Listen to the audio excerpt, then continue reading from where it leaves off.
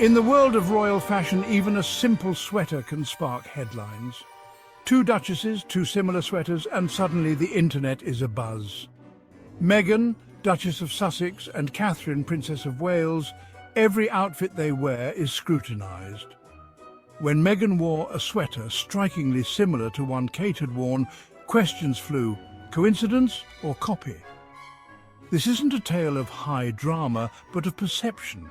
How two women under a relentless spotlight navigate the act of getting dressed. The sweater, just a piece of clothing, becomes a symbol, a talking point, a piece of evidence in an endless debate. It reveals much about the world these royals inhabit and the public that watches so closely. So let's settle in and explore the so-called sweater saga. We'll look at the garments, the reactions, and what it all says about royal style. In this peculiar world, even the rustle of fabric can echo louder than words. Welcome to the spectacle of royal wardrobes. The sweater at the heart of this story is a Cézanne design, delicate, scalloped, and effortlessly chic. Kate wore it first in cream for an official engagement, classic, polished and regal. Later, Meghan appeared in the same style, but in a bold burgundy, modern, warm, and distinctly her own. Both women, drawn to the same timeless French brand, styled the sweater in ways that reflected their personalities. Cézanne's appeal is its quiet elegance, making it a logical choice for both duchesses. The cream sweater on Kate was all tradition. Meghan's burgundy version felt relaxed and sophisticated. The same blueprint, two different expressions, one royal, one Californian. It's no surprise their paths crossed in fashion. For public figures with curated wardrobes, overlap is inevitable. The stage was set, and the humble sweater became the centerpiece of a royal debate. Two women, two styles, one sweater. Let the comparisons begin. Sometimes a garment is just a garment, until the world decides otherwise. And so the sweater took on a life of its own. When Meghan's burgundy sweater photos surfaced, the British media pounced. Headlines declared Kate wore it first, framing Meghan as the imitator. Side-by-side photos and phrases like copying fueled a narrative of rivalry. A simple fashion choice became a supposed scandal.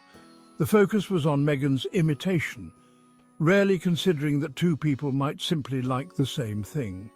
In royal reporting, coincidence is less interesting than conflict. The press spun a neutral event into a story of competition. The sweater saga became the latest chapter in a long-running media obsession. A minor overlap was magnified, reinforcing divisions and feeding public fascination. In the end, it was never just about the sweater, it was about the story. The real question, was Meghan copying Kate, or was it just shared taste? Fashion trends circulate, and Cézanne is a popular brand among style-conscious women. Meghan may have simply liked the sweater, regardless of who wore it first. Public figures are surrounded by fashion, overlap is inevitable. Awareness of Kate's choice doesn't mean imitation. Sometimes a good design is just a good design. To assume copying denies Meghan her own agency and style. Both women favor classic, well-tailored pieces. Common ground leads to coincidences.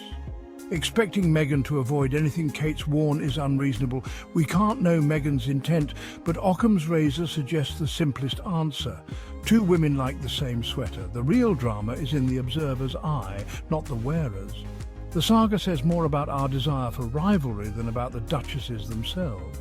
Sometimes a sweater is just a sweater. The copycat narrative gets complicated when we look at history.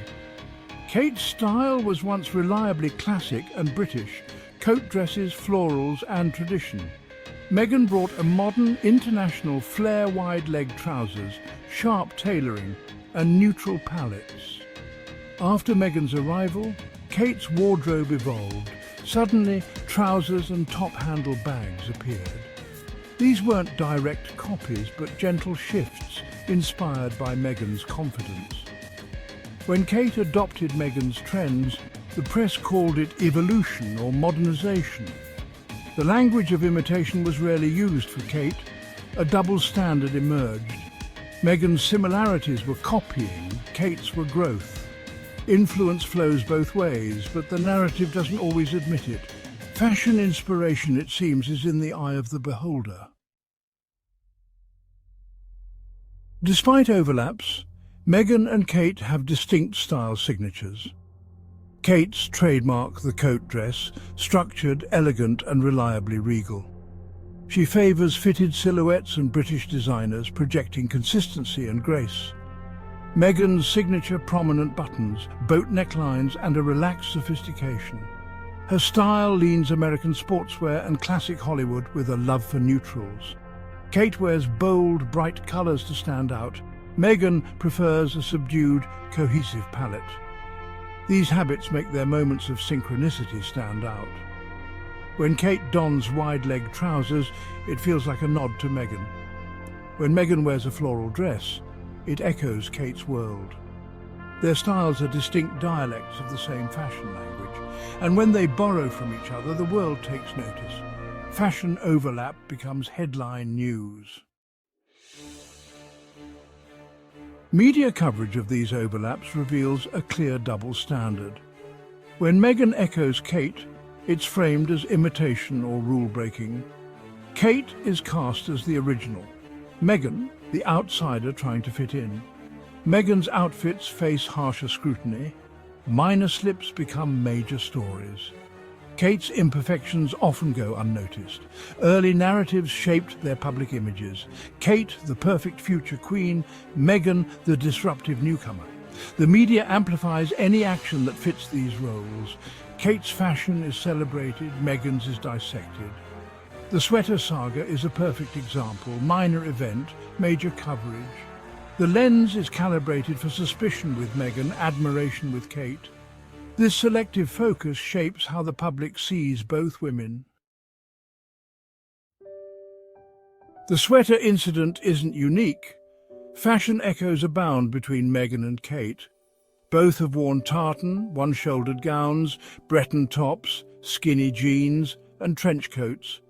Each styles these staples in her own way, reflecting personal taste.